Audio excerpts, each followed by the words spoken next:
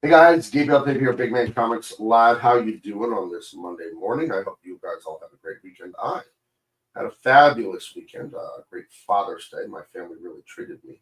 They make a big deal of it. I really like it. It's like a birthday or Christmas. They have breakfast or whatever ready. No, we didn't have a big breakfast because we went to a Brazilian barbecue for lunch. That was outstanding. So I just had half of a bagel because I knew that I'd be eating a ton later. And it's basically pretty much the only meal I ate the other day. Well, I had a late night snack. I was watching some TV late last night, but no, it was great. We had the breakfast, then we did some gifts. Got me really, really good gifts. But it's like I know a lot of Father's Days. I don't know how they do it, but like I said, ours is like a Christmas or a birthday, where there's full on, tons of gifts and stuff like that. My family, this is my wife and my two adult children. They like to do that. Of course, Big Baby was there. It was very nice. Then we went to the Brazilian barbecue, had a big lunch, and then I got to see in theaters for the first time ever, Indiana Jones and the Last Crusade, which I love. It's one of my favorite movies, but I'd never seen it in theaters when it came out. I didn't go to the theater when it came out back in 1989 when I was 11 years old, but I did see it on video cassette a million times growing up. But it was nice to actually be able to see it on the big screen. So yeah, but and then we came home. We got a little pastry from a really good French bakery, and just took it real easy. And then I actually had to do a tiny bit of work, which was my own fault.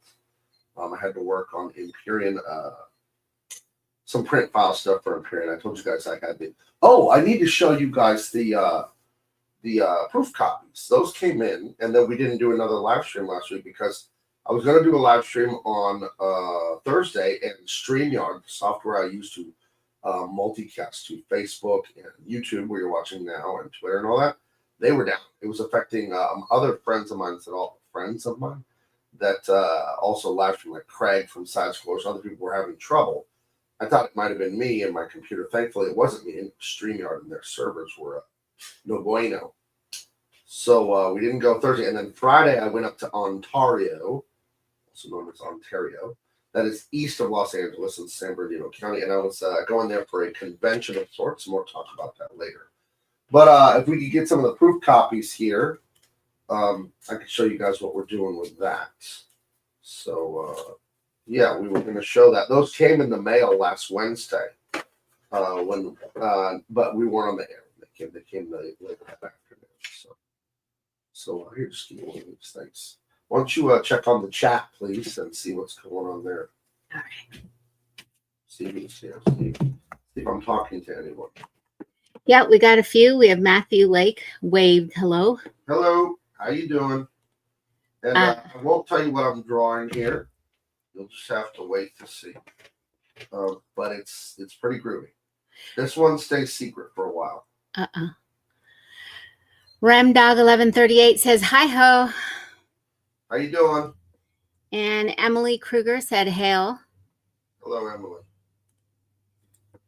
But yeah, I'll show the proof copies of Empyrean that I have. I printed only 40 proof copies. We're working on the other thousands of copies. Working that deal on printing actually today. And again, the pre-order, I think we're going to go live on this stuff during Comic-Con. But let me set my iPad down for just 1 second. I have notes for Apple on redesigning some of the stuff on the iPad. Like, not everyone wants to hold it the same way, guys. But here's Empyrean. Look at this.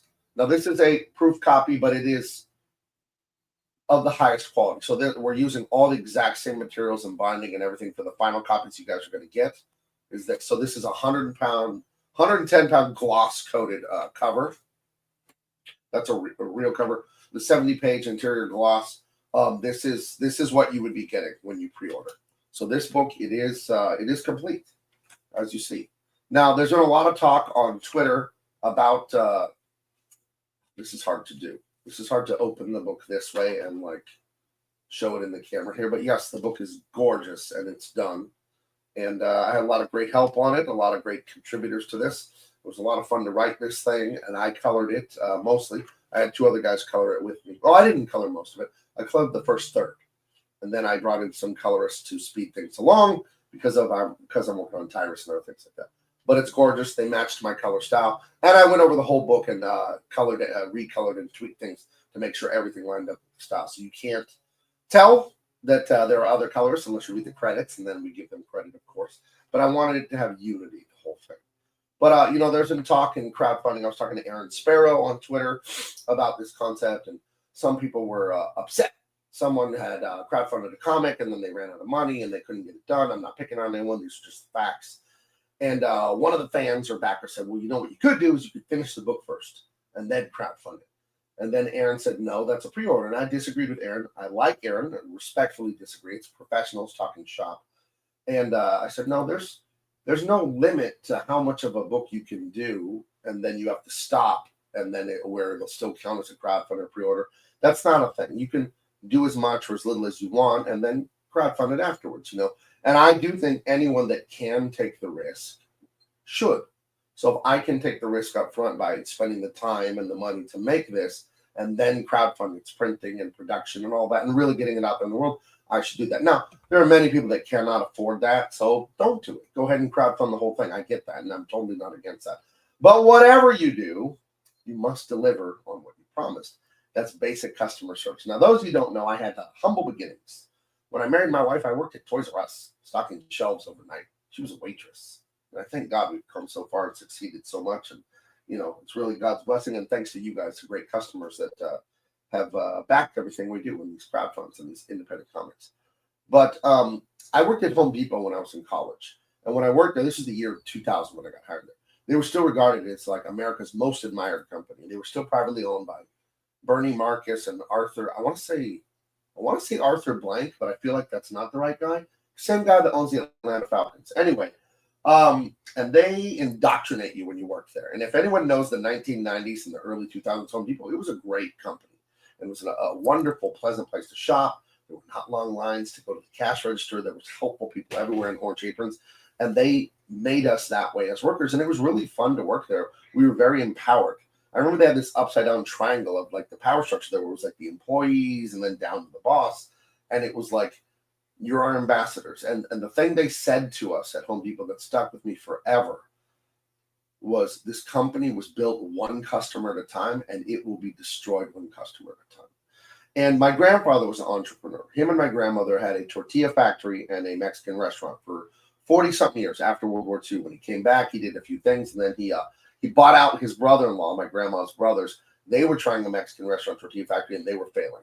My grandpa came in, and he did that. My uncle was a lawyer, self-employed. My dad, a gourmet chef, self-employed. I grew up around self-employment, business, entrepreneurship. So it's no coincidence that I'm an entrepreneur myself. Sorry, something just like dust just flew and stuck in my eyelash. And to me, I think a lot of artists, they want to be an artiste, a magical, touched by God genius, and blah, blah, blah, blah, blah. And yeah. They hand wave the business side.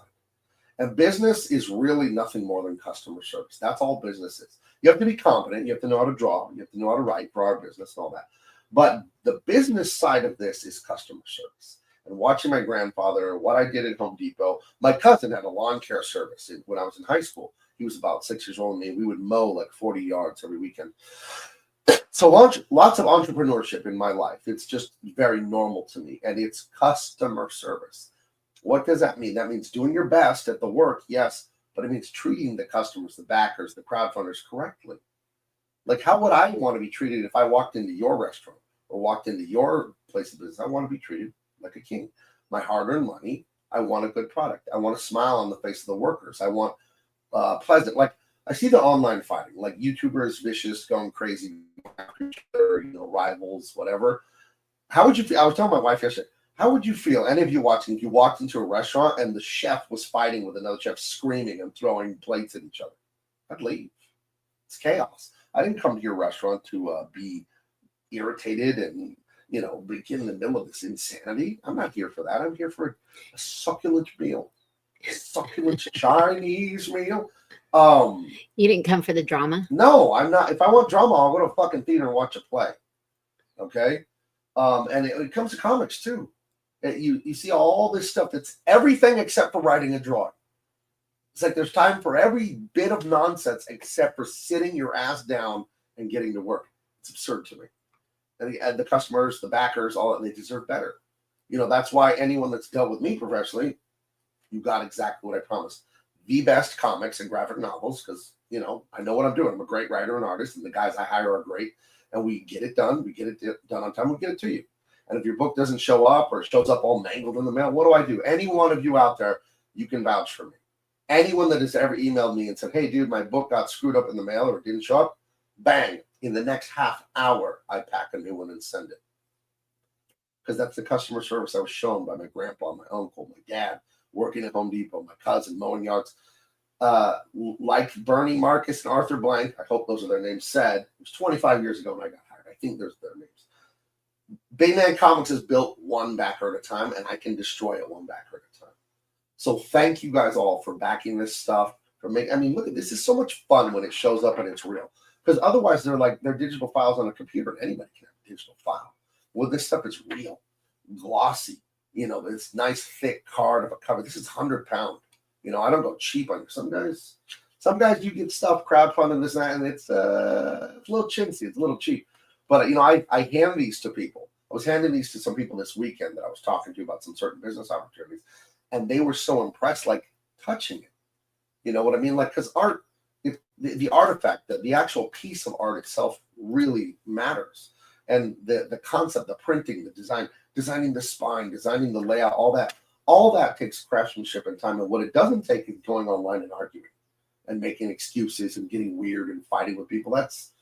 I don't know. Art takes so long to make. I don't know how people find time for that. It's really bizarre to me. But I couldn't be more over the moon at this stuff here. I love to make a credits page. I give the flatter credit. Nobody does that. The flatters are the guys that separate the colors. They don't color for you. They just separate the shapes from Photoshop. It's a technical thing. But they never get credit. I always feel sorry because it's hard, boring work. And I put the name in there because what does it cost me to put his name in there, right? It makes the guy feel great. But this is as good or better, and in my opinion, better than anything Marvel, DC, Dark Horse, Image, anyone is doing. The story, outstanding. The art, outstanding. We know what we're doing. We came from that. We came from Hollywood. We came from Marvel and Disney and Dark Horse, DC. We worked at all of them at the top levels. That's the guys I hire, the guys I work with myself. So when you get this, you are spending your hard-earned money.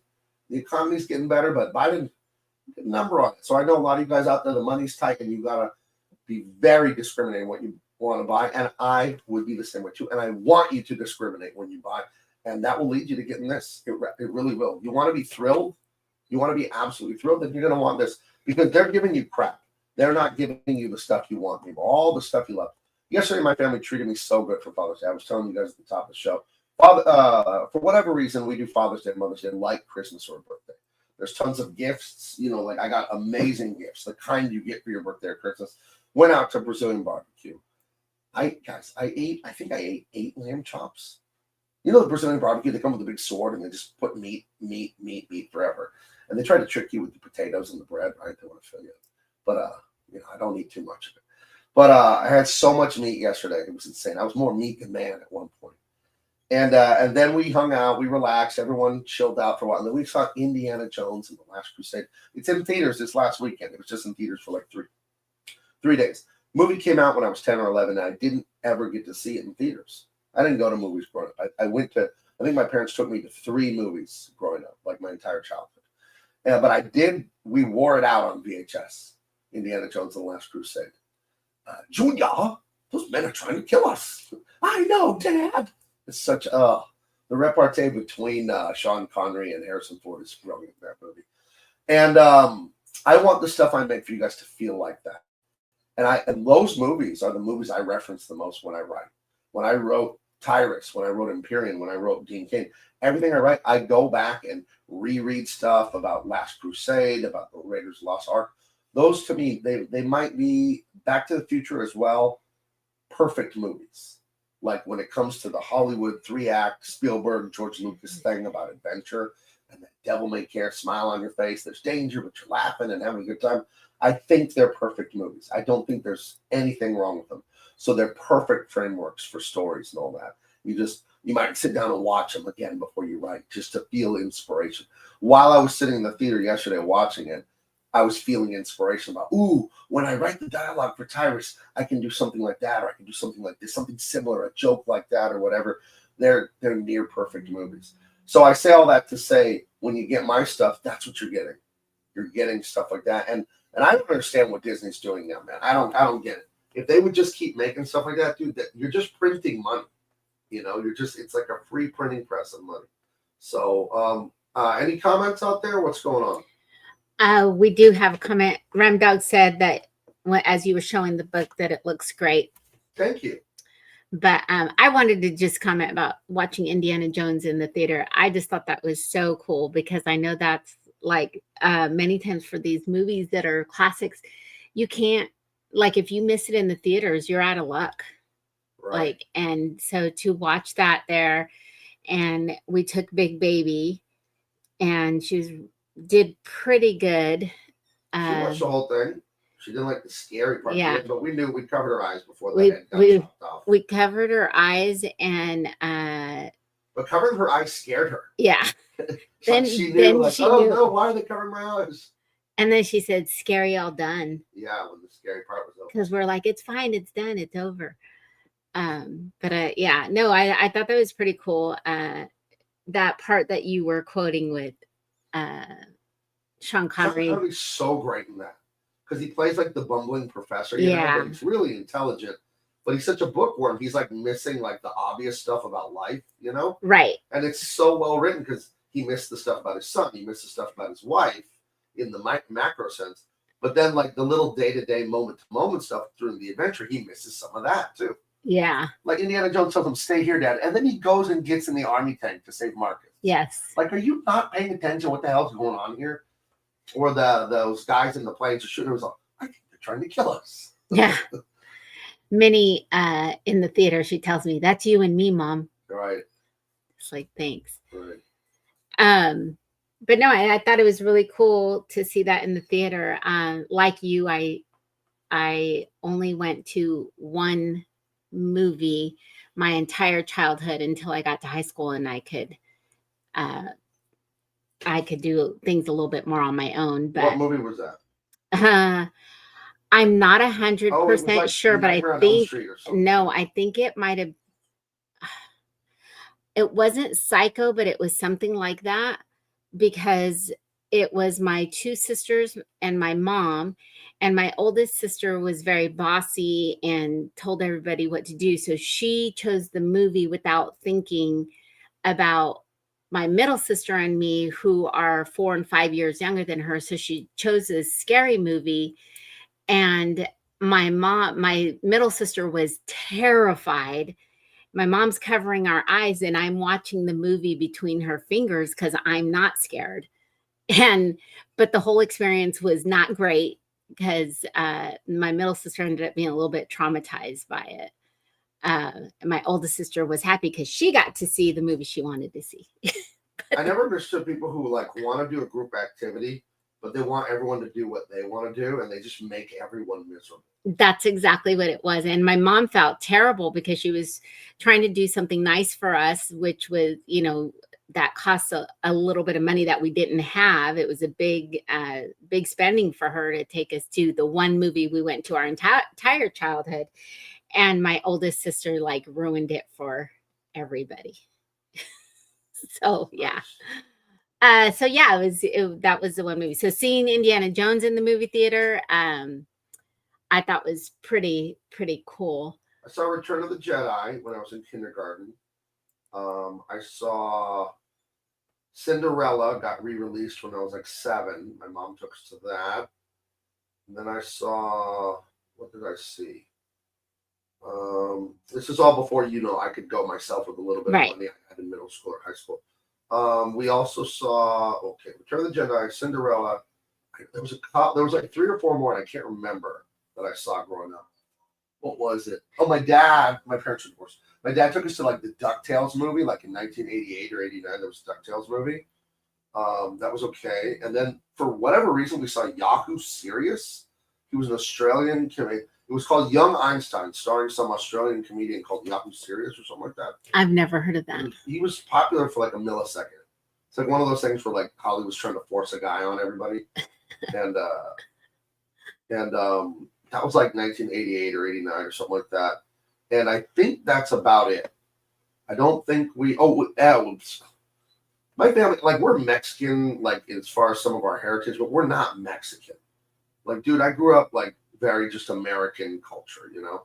But for whatever reason, I think because we're Mexican, we went and saw La Bamba. I thought that's what you were gonna say. Fucking irritating. Because every Mexican Mexican had to go see stupid has La seen Bamba. La Bamba, yeah. Dumb movie. Yeah, I think that's a movie we rented from Blockbuster when I was in high school. And it was great. You know, 88, I'm 9, 10 years old. And, you know, it's a story of Richie Valens, whatever. But there was like a sex scene in it, you know. But it was like a rated R-ish, PG-13 sex scene. Like they weren't showing everything, I don't think. But, you know, that feels great when you're 9. You're there with your mom and your aunt and your cousins and your brother and everything. That's awesome. I'm surprised your mom didn't walk out and get you out of there. I think sometimes people freeze, you know. They want to walk out or whatever, and they just like, they kind of, maybe they get embarrassed of the concept of walking out. I don't know. Maybe you think it's going to be over really quick. Well, who knows? By the time you walk out, it'll be done. No, it was great. I'm glad we went. Stupid Obama. I remember my brother asking or telling me he went and saw one of the Star Wars movies in the theater. And I like just innocently asked him, like, who took you to like, how did you make it to the movies? You know, because we didn't go to the movies as kids. And he said, oh, a friend's dad took us. I was like, oh, okay. It was weird to grow up that way. You know, very similar with the, like kind of the sort. I mean, you were a lot more poor than my family, but you know, we had the very lean times when my mom was a single mom, when I didn't have a stepdad, and pretty poor then, and just didn't do anything. But like you, like didn't go to the movies, didn't go out to eat. Oh yeah, we were talking I've gone out about to that eat as an adult more in a week than I have as a child. My whole childhood. You know what I mean? Like as a child, I went out to eat at a sit-down restaurant. I remember going to Denny's one time. I'm sure we went more than once. I remember going to a super fancy restaurant in Chicago, but it was the only time we went on a vacation as a kid. And we weren't really on a vacation. We drove from Colorado to Washington, D.C., so my dad could go to the Libyan consulate and try and get his student money back from the government, because they cut his money off, I guess, because he married an American. But he was already on a list of people to like, and then they put him on a list of people to like arrest and kill if he ever came back or something like that. So he was trying to work it out. And then like the Libyan people there told my dad, oh yeah, we'll give you your money back and fix everything. Just come back home to Libya and we'll straighten it out. That sounds like a trap. Good thing he didn't go. Yeah, he didn't go. So and then he forfeited the money. He was. I guess he told me he was considering going back or whatever. And one of his buddies called him. I don't know, it's Mustafa or someone, said, "Do not come back. Your name and face and other guys were on TV, like as you know, traitors, conspirators. Oh boy, like American conspirators or something." So yeah. Oh, good. So anyway, that was the one vacation we went on, driving across country to Washington, D.C. when I was 7. And we ate at a restaurant in Chicago that was fancy. Excuse me. Yeah, we were talking about the amount of times we went out. You went out to eat with your family, and we went out to eat with my mom. We went out to, we would go to McDonald's a handful of times. I remember I told you this. My grandma took me to McDonald's the day that like the breakfast sandwiches came out, like in 1984 or something like that. And we got a sausage McMuffin, she and I. And she took a bite and I took a bite. And she's like, "What do you think? Pretty good, huh?" I just remember being in their cabin. We're eating this sandwich together. That's cute.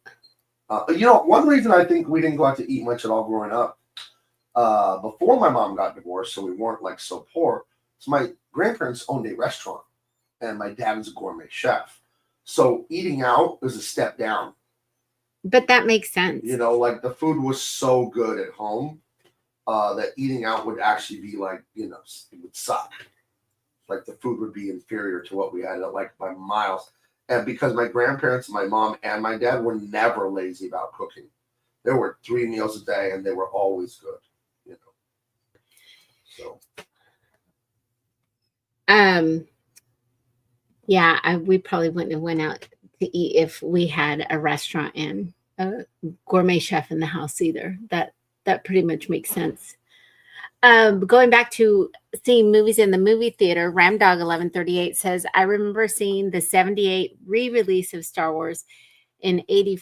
Oh, it says in 84 was the best year for movies since 1938. Oh, so 1984 was the best year for movies since 1938.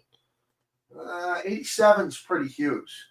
87, what don't you have like Alien and Terminator and like you got a bunch of, I don't know, the 80s are the zenith of movies.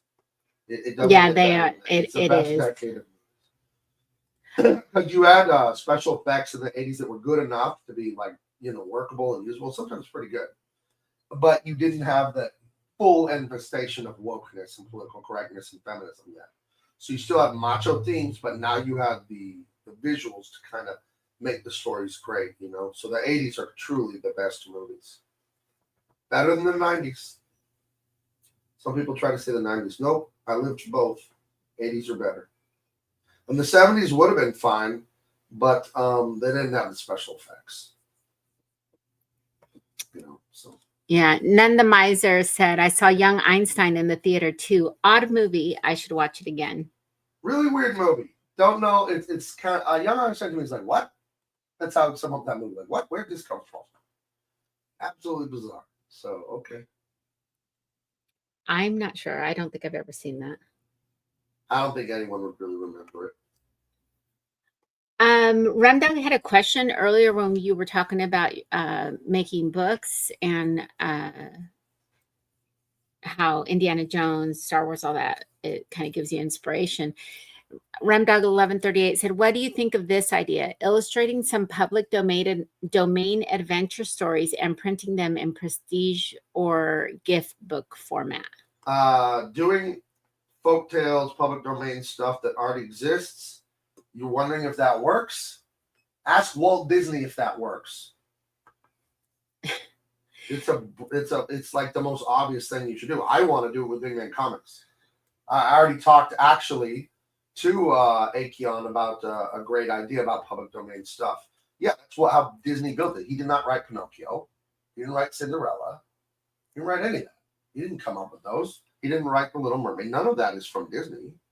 That stuff is hundreds of years old. It's a brilliant business strategy to go, this stuff works. It's well written, and it stood the test of time and has a built-in audience. So yeah, I'll do it.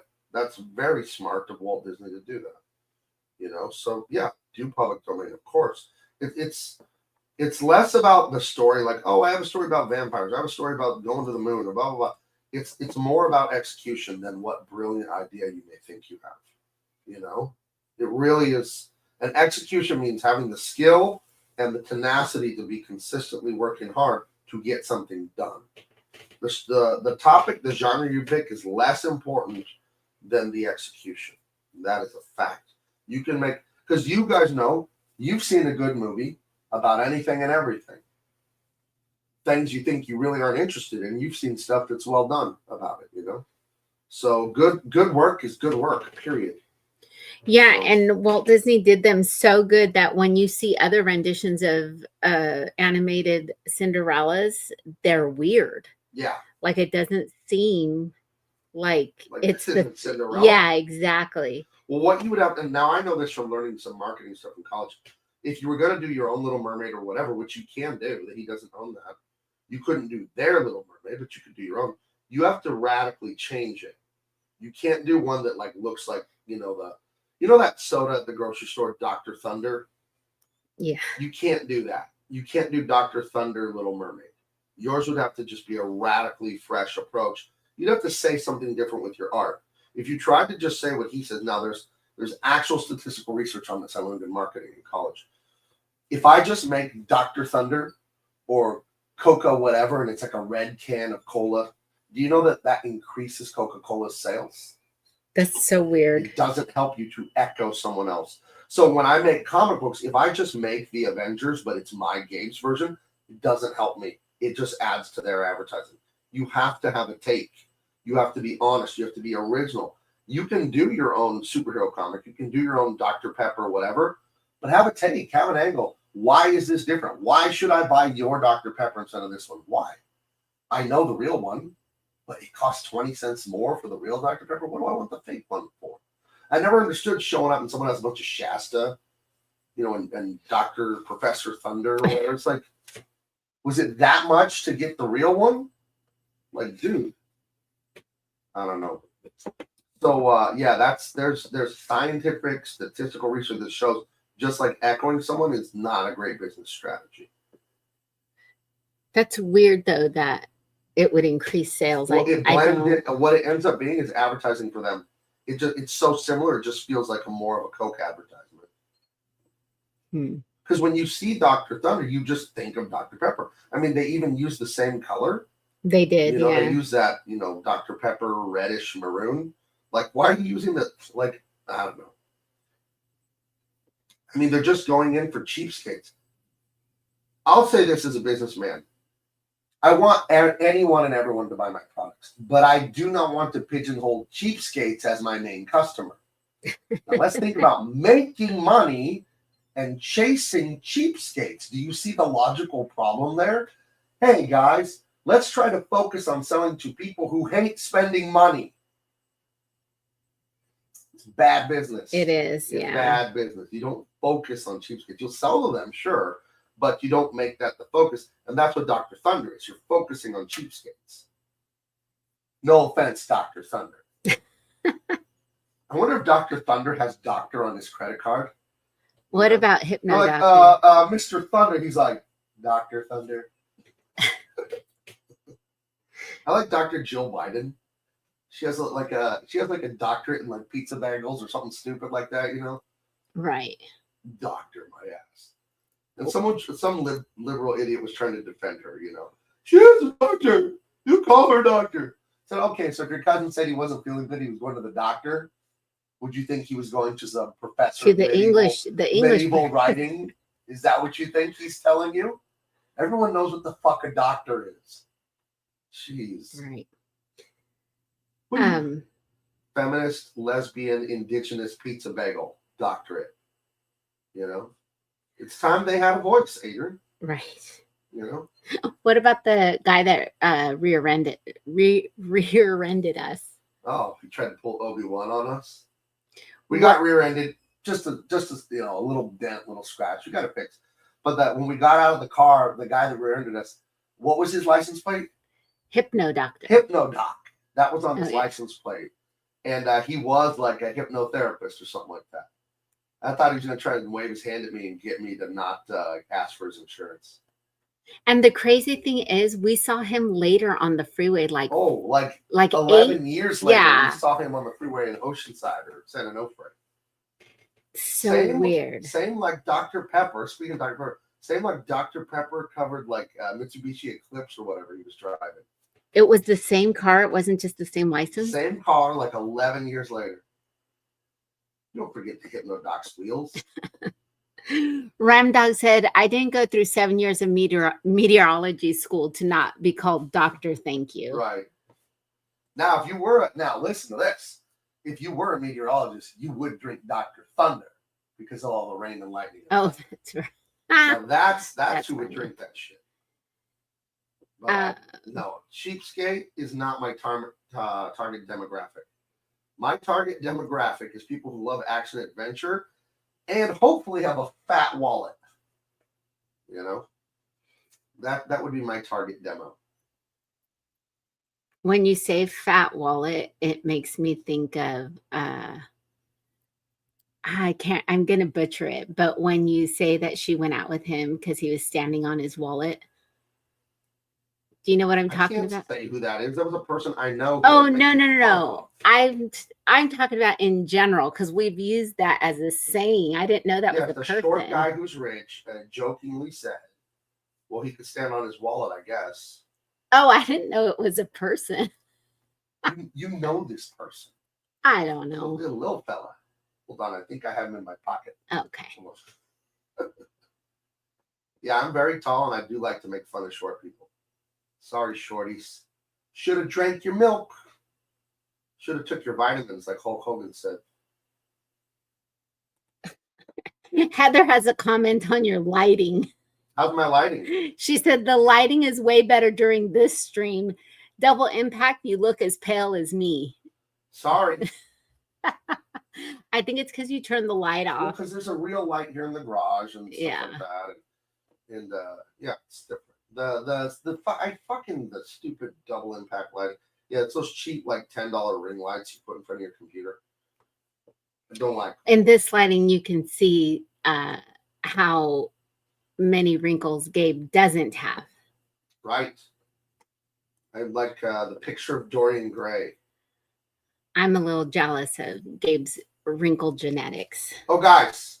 Speaking of my wife being jealous. Oh gosh. We gotta get Please into do it. This is not fantastic. say No, this. I know. No. I know the effect I have on women. I'm tall. I'm confident. I'm handsome. I make good money. I own my own business. Hold on. I think we need to talk about a different subject. Nope. We went up to a business conference thing on Friday. That's why there was no show. And we stopped at, my wife used to waitress right after high school when we got married. Coco's. Imagine if you will, Denny's, but the food is 3% better. And it's like a family sit-down place, just like a Denny's, but it was called Coco's, and they were all over Southern California. No longer. There are only 3 Coco's left. There used to be hundreds, I think. My wife was a waitress there, and then she was a hostess, waitress, then a manager, all this stuff. And they have this honey bran muffin that's quite delicious that she's loved. But alas, there are no Coco's in San Diego, and there haven't been in years. As we drove up to Ontario, which is just east of LA in San Bernardino County, we saw that there was a Coco's right by the convention center we went to for this business conference. And we stopped in to have a little breakfast at Coco's. The food was not good. Coco's had fallen off. They're almost out of business. But the girl, a Latina woman who sat us, was charmed by yours truly. You can see it in the eyes, swooning a little bit. Thought it was funny. She liked me. She liked what she saw. How could you not? And so I made sure to tell my wife about it when she came back from washing her hands after we got there. So anyway, we eat our meal, this, that, and the other, whatever. And then when we go to leave, we have a bit of leftovers. My wife hands me the leftovers. I'm going to pay. I got the card and everything. She hands her leftovers, grabs the card, and goes, I'll go pay. So she ran up and paid to make sure this woman didn't smile at me again or something. I'm not sure.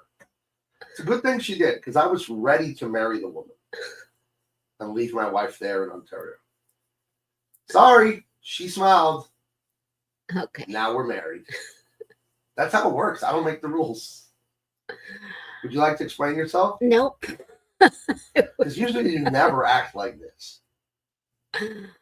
What did you say that I thought you were going to save someone else from? Oh. Yeah, well, so she was Mexican like you. And I said, how many Mexican women from Coco's do I have to save?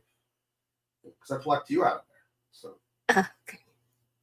I did it before. Who knows? I could do it again. Wow. Heather wants to add on to that. She said, his skin tone is gorgeous, Adrian. I'm jealous. Ooh. There you go. That is a thousands of years of the most elite genes in the universe. I'm not sure why I did that. I can't explain it. You're not sure why you got weirdly jealous of the hostess at the Coco's in Ontario? She didn't even do anything. She was just really friendly. And you can just kind of tell when someone likes you a little bit or thinks you're attractive. It's fine. I don't know. Sometimes you just don't want to deal with that. Don't want to deal with it? Yeah. How mean. Okay. Poor thing. Yeah, I feel real bad. He gets hurt. Possibly. You were in the same position she was in. You did not find me at Coco's. Mr. Reese says, Happy Father's Day, Gabe. Thank you. I had a great Father's Day. It really treated me. See, look at Heather is onto this. She says women are treacherous. Yeah, no kidding. No kidding. I mean, look at Brian Wilson. He found his second wife at the car dealership. Yeah, but he was single. I know, but I'm just saying. It's an example of that. You go somewhere. Example treachery because the woman. No, not an example of treachery. Of You picking. can find a woman everywhere because we don't give a shit what your jobs are. This is the stupidest, most and you're not this way, thankfully. Postmodern feminist shit where women are like, you can't find a guy. I'm a lawyer. I'm a this, I'm a that. Like, I don't care. You could be the girl ringing me up at McDonald's. Do you think that, like, you don't want a man who cares about your job? Because then he's relying on you for the finances. I just saw a clip and I was kind of like, ooh, of someone saying, I think you were there when it was on. I don't know where it was from, but they said, how come all the women say, oh, all the good men are taken, but then all the good women are not taken? How's that work? Well, women are delusional in the Western world, and they think they're a lot more valuable and attractive than they really are. The fact of the matter is, they're not many of these women. They're not the babes they think they are, and they don't have a great personality a lot of times, and they're delusional about the kind of guy that they should be able to get, you know. And I don't know if it's most women. You know, we look at social media, and that is a pure distortion of reality. It is a self-selecting group. I meet, you know, women and people in real life. They seem fairly normal, fairly polite and kind, and they don't seem crazy. So a lot of the shit you see on social media, take it with a grain of salt that it is a self-selecting group of people, you know. But I do think in general, society has kissed the ass of women way too much in the last 70 years and gassed women up about their perceived value. And that I'm a woman, the end. Right? Like, I don't have to do or contribute or be anything. I'm a woman. And I think that's a lack of discipline on the men's part of being too desperate for sex. And then the women get these big heads. And I would tell any woman out there listening, a man wanting to have sex with you is not a compliment. Men's standards for sex are the same standards dogs have for what they will eat. Okay? You may not like it, but I don't lie to you on this channel ever. That's just how it is. So you should take as a compliment a man's desire to commit to you and provide and protect and support. That is actually the only indicator of how he values you. It's not an indicator of your worth. It's an indicator of your worth in regards to what he thinks of it. But wanting sex, no, that means zero. That is not that doesn't mean anything to men. That's whatever. So, yeah, and I think a lot of women mistake sexual attention for men valuing them. That is not how it works. And you shouldn't get mad at things. Well, it shouldn't be that way. That's for idiots and children. It is that way. Not saying I like it. I'm not saying it's right or it's wrong. It is that way. So deal with it being that way. You know. That's the adult opinion, is to deal with things the natural order, the way things are. Right. And to you saying women are delusional. Totally. They're totally delusional about what kind of guy they can get. Every woman thinks they should get the A-list movie star, billionaire, whatever. It's like, who are you? I think who are you that a guy that could pick from any woman in the world why would he pick you? Right? I mean, really be honest with yourself. Why would he do that? I think that some of the proof of that women are delusional is when people say about a couple that she settled. She settled for that guy. And I had this realization that no, she didn't settle. If she could have gotten better, she would have. Because you want the best man you can get. And I don't just mean like, it's not one specific characteristic, you know. Obviously you want all the characteristics, including a good relationship and liking them and being friends with them, well, and enjoying their company, and other attributes. But to say that they settled is not true, because if she could have gotten better, she would have. Yeah, I think you know, women getting with men because of what men can provide is no different than men getting with women for sex. Like that's it's an aspect, but like it's gonna be really hollow if that's all there is. That won't last. That's like kindling. That's gonna burn bright and it's gonna burn fast and it's gonna be done. And I've talked about this before a few shows back. My best advice for having a good marriage and a strong relationship is to get married as young as possible, as poor as possible, and have the same values. We're both Christian, we met at church. And if you have the same values and you're very young and you're very poor, you're gonna live your values and you're gonna struggle together like boot camp. You're gonna be poor, and then when you succeed, it's yours. It's not mine. It's me and her. We built this. We built this city on rock and roll. And when you build it together, you have nothing but mutual respect and admiration for each other. And you completely empathize and sympathize with the other. I know exactly how you felt because I lived it too. I lived those lean times with you.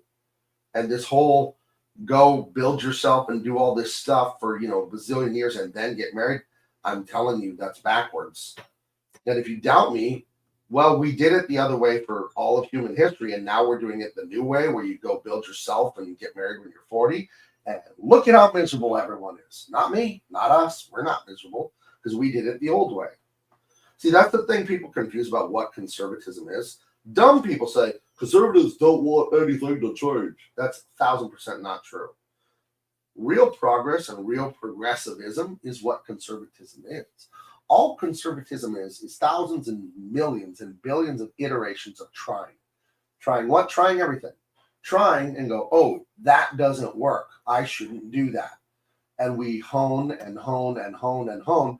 And then we have standards and traditions built on millions, billions of iterations of failure. Failure is the teacher. So we say, oh, we don't eat that. That's poisonous. We figured that out. We don't do that. That's dangerous. We don't. And you find out all these things not to do, and it helps you progress. And the progressives, the liberals, their only ideology is, hey, is I never want to feel bad. I only want to feel pleasure, and dad's rules aren't fun. Why shouldn't I drink a handle of vodka? Well, because you could die, or you could get fired from your work, you can crash your car. Like, we've tested this. We know what happens when you do that. And that's all conservatism is. And the reason conservatism makes progress is you progress and build on the knowledge. Progressivism, leftism, you start from zero every day because there are no rules. Who's to say I am the master? They make themselves God and they want to erase everything. Marriage and relationships between men and women are understood, and they've been understood for all of human history. One man, one woman, be stable, and raise your kids and teach your kids your ways and your traditions. Like, we figured this out a long time ago, guys, and it works beautifully. It's not be yourself, sleep around, get married when you're 40, and women, you're like too old to have many kids anyway now. And now your life is yours. And his life is his, her life is hers. And you're kind of like, one thing that pisses me off and is so ugly is when people are married and sit there and try to defend to me separate bank accounts. It's like, you might as well have separate beds. It's just so, like, are you together or not? You're gonna have separate bank accounts. So, or when people are like, I pay my half of the mortgage, she pays hers. What in the blue fuck is wrong with you? Like, why are you married then? It's I don't know. This shit has been figured out for thousands of years, and people, in the arrogance, stupidity, all of it, they're like just trying to reinvent the wheel. I don't understand it. I don't know. To me, what I succeed at, art, business, all this stuff, I look at what other successful people did, and then I copy that. I don't know why that's so hard for people. I don't know. Well, Heather said, Do you have 2 bank accounts, Heather? Is that what you're going to tell me? Nope. She said, my first husband liked the girl at Sonic Burger, so we're going back. Oh, so did you run up to the cash register to stop him? Did he like her or did something bad happen? He liked her, so who knows? I don't know what that means. If he liked her means she was attractive? Because if that's all that is, he should probably keep that thought to himself. Everyone knows, married or not, I will see women that are attractive that aren't my wife. She will see men that are handsome that are not me. Hard to believe, I know, but it can happen. You don't have to do anything. You don't have to ever do anything. Jeez. Ramdog1138 said, "Did you get the Kurosawa box set?"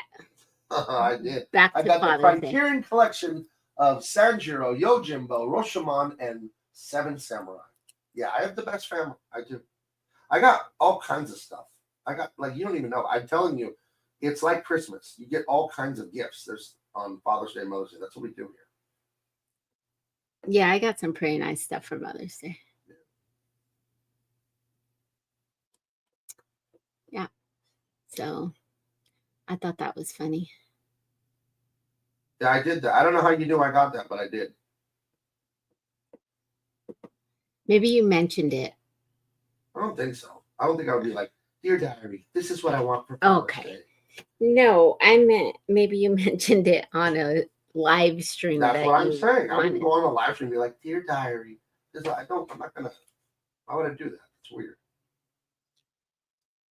I don't know. How did we know?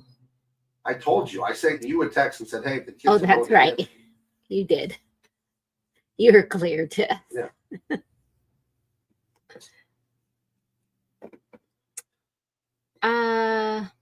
There was something I was going to bring up and I cannot remember, so I'm sorry. I want to know about the Sonic cashier. That's not enough of a story. Heather's going to have to expand on that. Oh. Diesel said, "Dear Diary, Diesel doesn't know it, but I'm secretly a Raider fan." He wishes I was a Raider fan. That would be the happiest day of his life. Did you send him that picture? I sent him the picture of the Broncos being the daddy of the Raiders. Diesel, when Gabe showed that to us, he said, "I got to send this to Diesel."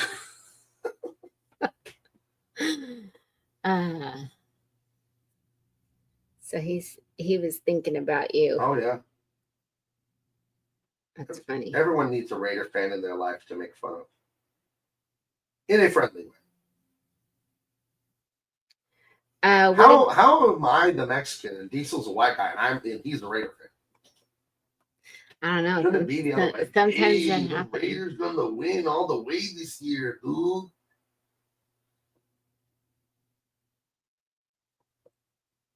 He said, oh, whoops, this one I didn't mean to click on, but Ramdog says, "You drop hints on Double Impact. I would also recommend High and Low and Stray Dog." I don't know what that means. I don't know what that is. High and Low and Stray Dog. Is that more Akira Kurosawa movies? Oh, maybe. He's pretty good at moving. I was thinking about, I think it was on Thursday, the great Brian Wilson died, 83 years old, the brain of the Beach Boys, the greatest, I would say the greatest like composer. He and I mean this with no hyperbole. I mean this quite literally. As good as a Beethoven, a Bach, a Mozart. What the guy did to music is unreal. It always bothers me that people like the Beatles better. Beatles are fine. They're good musicians. The Beatles don't come within a country mile of the Beach Boys. I'm sorry. They don't. When you listen to the musical and vocal arrangements of Brian Wilson, no one has ever done that.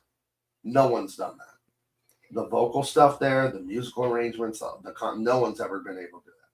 But he passed, and but thinking of Akira Kurosawa, I'll name the best artists, in my opinion, of I would say, the best musician I would say is Brian Wilson of the Beach Boys. The best American illustrator of all time is J.C. Leyendecker. The best actor, I would say it's Daniel Day-Lewis, the Brit. I was talking like the last 100 years. But I would say that obviously the actors in the last 100 years are better than before because acting changed after Marlon Brando and method acting and all that, right? And movies are only like, just barely over 100 years old anyway. So we don't have movie directors from 500 years ago. So Akira Kurosawa is probably the best director. I don't know. There are other amazing ones. Obviously Spielberg, Lucas, Nolan. Like there's some great ones. I'm not a big fan of Martin Scorsese. There's a real... It's not that he's not good at what he does. He's very good at what he does. Quintino, very good at what he does. But there's such crass ugliness to their movies that it turns me off. You know, they're trashy. Their movies are so trashy. Very well written. And just that thing I always say about Deadpool. I'm not attacking the quality. I'm attacking the morality, and the morality matters to me as much as the quality. I don't want to watch both. So, but yeah, I think that would be the top guys for me. Yeah, if I could paint and illustrate like J.C. Leyendecker, I don't know, it's amazing. And if I could understand music the way Brian Wilson does, I don't know. They're like, they're obvious. You're naming them because they're the best, but they're just on a different level. That it's Well, this is the talent argument, right? I get this, honey. I get mad when people say, "Oh no, it's just talent that I can draw." I get mad at that because it really is marginalizing and insulting the misery that you go through to be this good at what I do. right. Where quite literally, I wake up and it's like I'm like stretching my hand out and stuff, and I have crooked fingers and just different things, and just the tens of thousands of hours of my work that it took to be this good. But I understand there's God-given talent. I get it. And that's the difference there. Like anyone who does this for 10, 20, 30 years is going to be professional. You're going to be a professional. Where talent comes in, that's where you get your Frank Frazetta, your Leyendecker, your Brian Wilson, your people like that. There's stuff there that you cannot teach.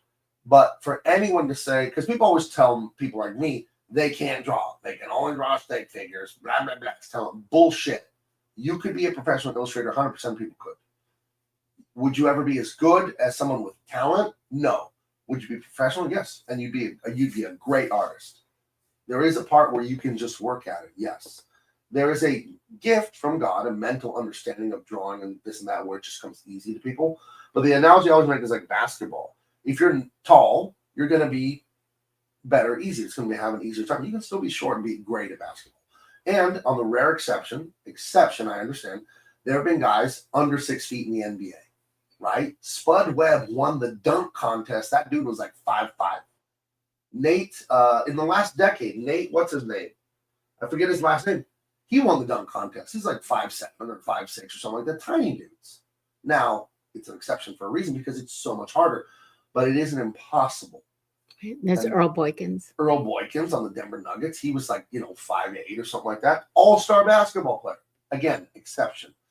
But to sit there and just ascribe all this to talent, no, that's wrong. That's wrong. You can learn to do anything. You really can. It's going to be easier for talented people to learn it. They're going to learn it faster and all that. They have an advantage on you. That doesn't mean it's impossible for you. I don't like people like just. I was talking to my son about this yesterday, and he knew the saying. I'm going to butcher it here, but it was because I always say people who think they can't are right. But he had a different version of the man who thinks he can and the man who thinks he can't. They're both right. So, and I agree with that. Mr. Reese added Nate Robinson to that. Nate Robinson, that was the name.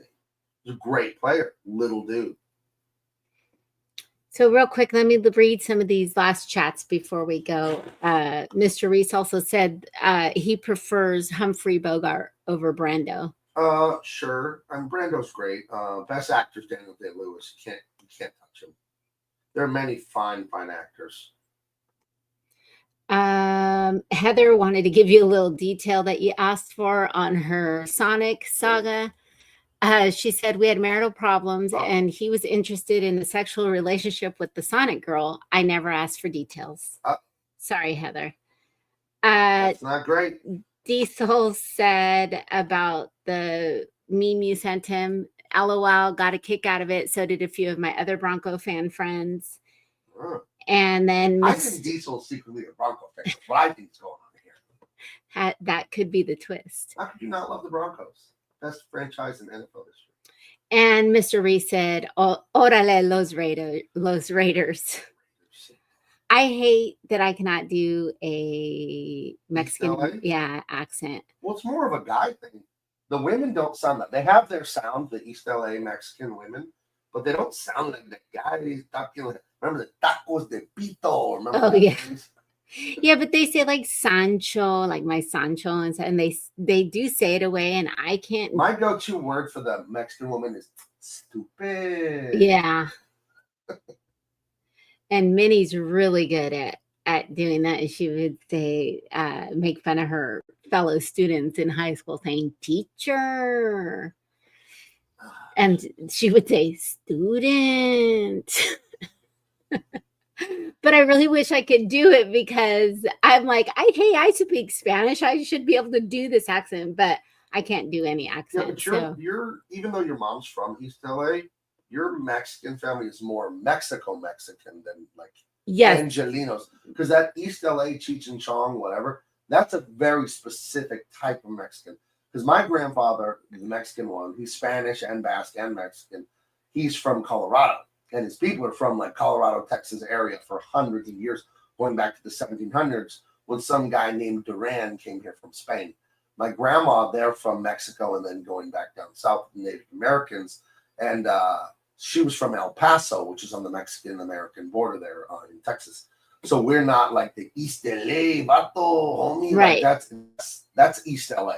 That's not even San Diego's not even that way. That's a thing, Boyle Heights, all that stuff in the east part of LA. So yeah, my mom was born there, but not raised there. right. And then it is time to go, but Comics Legend said, hi, Gabe. Hope Hey. you're well. How is Beef Law coming along? Beef Law is on indefinite hiatus. And just for a very simple artistic reason, it doesn't inspire me anymore. You know, it inspired me when I came up with it and this and that. And I have so many other things going on, so many other thoughts that I'm just not into it anymore. Maybe if I retooled it and came up with some other ideas. I'll always love 80s action cinema, and I do want to do more things like that. But right now, the creative itches I have are getting scratched by what I'm doing. So I don't want to do anything inauthentic. Art has to always be honest. And I just want to do stuff that I really care about and I'm thinking about. I don't want to do things just to do them. So that it's gone for now. I waited too long. The moment passed on that for me for now. So That's unfortunate. But that's okay. You've got some good stuff coming up. And anything you want to say before we log off?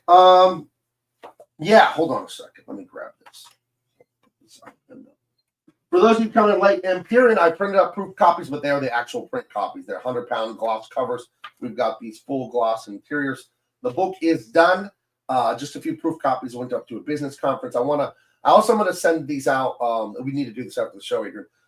To friends of mine that are big shot famous YouTubers. Let them read it now, and then do a review endorsement. And that way, you guys can say, "Oh, someone has actually already read this, looked at it, and it is fabulous." And I should pre-order this when it goes on pre-sale. The pre-order at Comic-Con in July, about a month, 4 or 5 weeks from now.